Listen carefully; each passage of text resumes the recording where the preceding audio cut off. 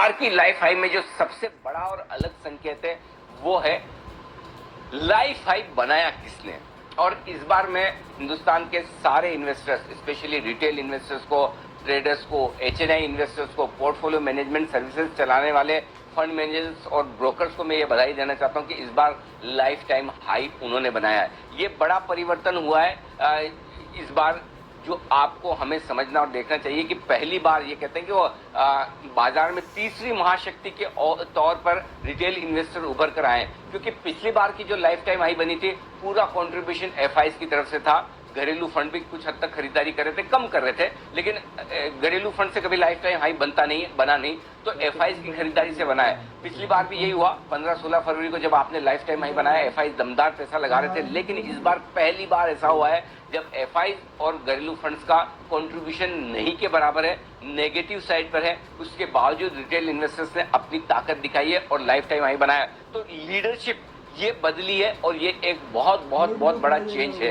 पहली चीज। दूसरी बात ये कि पिछली बार के लाइफ टाइम हाई में जितने पैसे आपके नहीं बने होंगे उतने पैसे इस बार के लाइफ टाइम हाई में बने, क्योंकि इस बार के लाइफ टाइम हाई में दो बड़ी बातें हुई थी। एक तो सबको खरीदने का मौका मिला है, दूसरी बात ये कि आप देखिए मिड कैप और स्मॉल कैप शेयर जहां हमारे रिटेल इन्वेस्टर्स ज्यादा पैसा लगाते हैं, जिसकी वकालत हम लगातार कर रहे थे मार्च के अंत से, अप्रैल और मई ये 2 महीने सिर्फ और सिर्फ मिड कैप शेयरों के नाम रहेंगे, स्मॉल कैप शेयरों के नाम रहेंगे। निफ्टी और सेंसेक्स में मूव रेंज बाउंड रहेगा।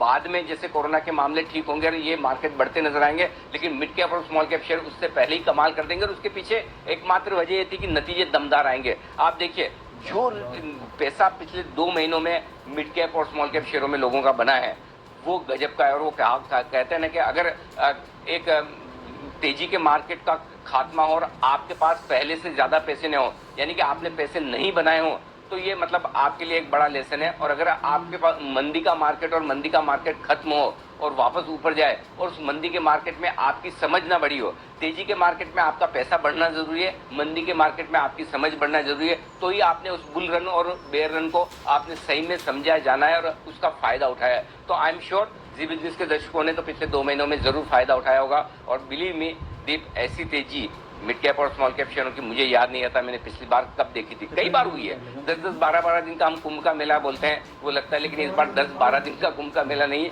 शायद 10-12 हफ्ते का कुंभ का मेला है। गजब का चला है ये, ड्रीम रन है। और ड्रीम रन सिर्फ और सिर्फ हमेशा अब तक जो mid cap small cap share deep चलते थे वो सिर्फ इस वजह से चलते थे कि लार्ज कैप बहुत बढ़ गए, अब कैचअप रैली होनी चाहिए। पहली बार मिड कैप और स्मॉल कैप शेयर अपने फंडामेंटल्स के दम पर चल रहे हैं, उनकी बैलेंस शीट ठीक होती दिख रही है, मुनाफा गजब आ रहा है, डेट रिडक्शन हो रहा है, बैलेंस शीट की साइज बढ़ रही है, कैपेक्स प्लान का फायदा हो रहा है। तो फंडामेंटल जो चेंज हुए हैं वो बाजार के लिए बहुत बेहतरीन है और वो बाजार में ब्रॉडर पार्टिसिपेशन। एक आंकड़ा आपको और बताऊं, कल कैश मार्केट में अब तक का सबसे लाइफ टाइम हाई वॉल्यूम हुआ है एक्सचेंजेस पे। इससे आप अंदाजा लगा सकते हैं कि ये रैली, ये तेजी कितनी ब्रॉड बेस्ड है और इसका फायदा इंडियन इन्वेस्टर्स को पूरा मिला है। सीरीज की शुरुआत में या यूं कहूं कि पिछली सीरीज के अंत में एफआईज ने हथियार डाल दिए। उनको समझ में आ गया कि हमने पूरी सीरीज वेस्ट कर दी, बिना मतलब हम मंदी में रहे, इतना कोई फायदा नहीं है। सारी मंदी कटी है और कल के सेशन में जमकर कटी है। जो रोल ओवर्स हुए और जो ओपन इंटरेस्ट के साथ हम अगली सीरीज में जाने पहले 1-2 डेटा वो शेयर करना चाहता हूँ। निफ्टी में जो ओपन इंटरेस्ट है वो लगभग 1 करोड़ शेयरों का है, पिछले बार से लगभग 5% ज्यादा, ठीक है, कंफर्टेबल है, कोई दिक्कत नहीं।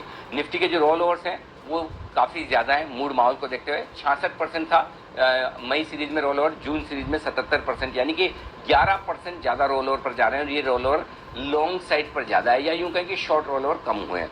बैंक निफ्टी पर 65% से 81% पर जा रहे हैं। कल बैंक निफ्टी ने जो 35,000 के ऊपर की क्लोजिंग दी वो कॉन्फिडेंस बढ़ाया है ट्रेडर्स का, और 81% रोल ओवर बैंक निफ्टी के हुए हैं। तो रोल ओवर्स निफ्टी और बैंक निफ्टी के बेहद दमदार हुए हैं, इसमें कोई डाउट नहीं। अब एक डेटा जिसे आप 2 तरीके से देख सकते हैं, इस सीरीज की शुरुआत जब हम कर रहे हैं दीप, अब तक की इंडेक्स लॉन्ग पोजीशन पर highest ever open interest, highest ever long position के साथ एफआईज जून सीरीज में जा रहे हैं, हाईएस्ट एवर 89%। इंडेक्स में एफआईज की जो लॉन्ग पोजीशन है वो 89% पर आ चुकी है।